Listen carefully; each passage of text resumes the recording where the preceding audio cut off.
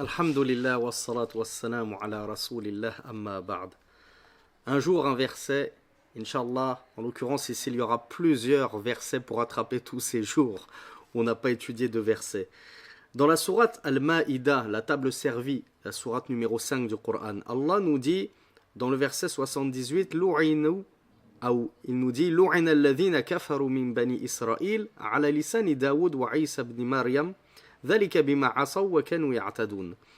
Les mécréants d'entre les enfants d'Israël ont été maudits de la propre langue de David et Jésus, fils de Marie. Ceci parce qu'ils désobéissaient et étaient transgresseurs. Donc vous allez voir que dans ces trois versets que nous allons lire, on va comprendre pourquoi est-ce que les Juifs ont autant encouru la malédiction d'Allah subhanahu wa ta'ala. Malédiction qui a été jetée de la bouche même de leur propre prophète, Daoud et Isa, alayhim as-salatu was-salam. Donc premièrement, on voit que c'était un peuple désobéissant et transgresseur. Dans le verset suivant, Allah subhanahu wa ta'ala nous dit « Kanu la yatanahawna an munkarin fa'aluh, labi'sa ma kanu yaf'alun » Ils ne s'entre-interdisaient pas le blâmable qu'ils pratiquaient, comme étaient mauvais ceux qu'ils œuvraient. Donc on voit que, en plus de transgresser, de désobéir à Allah subhanahu wa ta'ala, eh bien ils fermaient les yeux mutuellement sur leur transgression réciproque. Donc ils ne s'acquittaient pas de ce fondement que nous avons, auquel nous n'avons de cesse d'appeler, qui est Al-amru bil ma'ruf wa nahi 'anil munkar. Ordonner le bien et réprouver le mal. Eh bien, ils voyaient le mal sous leurs yeux, ils ne le réprouvaient pas. Et ils ne s'enjoignaient pas mutuellement le bien et le délaissement du mal. Donc, deuxième raison pour laquelle ils ont été maudits, ils ont encouru la malédiction d'Allah subhanahu wa ta'ala. Et enfin, et c'est le dernier verset qui m'intéresse tout particulièrement, afin qu'on médite dessus, et qu'on essaye de ne pas suivre leur triste exemple, afin de ne pas encourir nous-mêmes la malédiction d'Allah subhanahu wa ta'ala. Dans le verset 80, Allah nous dit « Tara kathiran minhum yatawallawna alladhina kafaru, labi'sa ma qaddamat lahum anfusuhum, an sakhita Allahu alayhim, wa fil adabihum khalidun » Allah nous dit « Tu vois un grand nombre d'entre eux prendre pour alliés ceux qui ont mécru. » Allah ici nous parle des enfants d'Israël, des gens du livre, et notamment les juifs et les chrétiens. Il nous dit, tu vois un grand nombre d'entre eux, de ces enfants de ces gens du livre, prendre les mécréants, donc en dehors des enfants, des gens du livre, les associateurs, les polythéistes, tous ces infidèles-là, tu les vois donc les prendre pour alliés. Comme est mauvais ceux qu'ont avancé pour eux-mêmes leurs âmes, ils ont encouru la colère d'Allah et dans le châtiment, ils résideront éternellement. C'est-à-dire en enfer, ils résideront éternellement. Pourquoi ? Pour tout ce qu'on vient de voir, de choses qu'ils faisaient, et parce qu'ils se sont alliés aux infidèles. Eux, c'était un peuple ayant reçu le livre d'Allah subhanahu wa ta'ala. Ils étaient donc censés être de parfaits monothéistes. Mais qu'est-ce qu'ils ont fait ?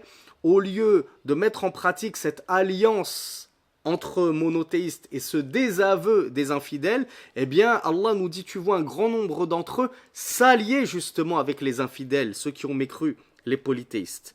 Donc, qu'est-ce qu'il nous dit Allah dans le dernier verset que je veux lire, numéro 81 ? وَلَوْ كَانُوا يُؤْمِنُونَ بِاللَّهِ وَالنَّبِيِّ وَمَا أُنزِلَ إِلَيْهِ مَا اتَّخَذُوهُمْ أَوْلِيَاءَ وَلَكِنْ كَثِيرًا مِنْهُمْ فَاسِقُونَ وَلَكِنَّ كَثِيرًا مِنْهُمْ فَاسِقُونَ. Allah nous dit Azza wa Jal enfin, si ils avaient cru en Allah et aux prophètes et en ceux qui lui a été descendu au prophète, c'est-à-dire le livre d'Allah subhanahu wa ta'ala, il ne les aurait pas pris comme alliés. Cependant, un grand nombre d'entre eux sont pervers. Donc Allah subhanahu wa ta'ala conclut en qualifiant ces gens-là qui se sont alliés aux mécréants, aux infidèles de pervers. Et qu'est-ce qu'il nous dit ?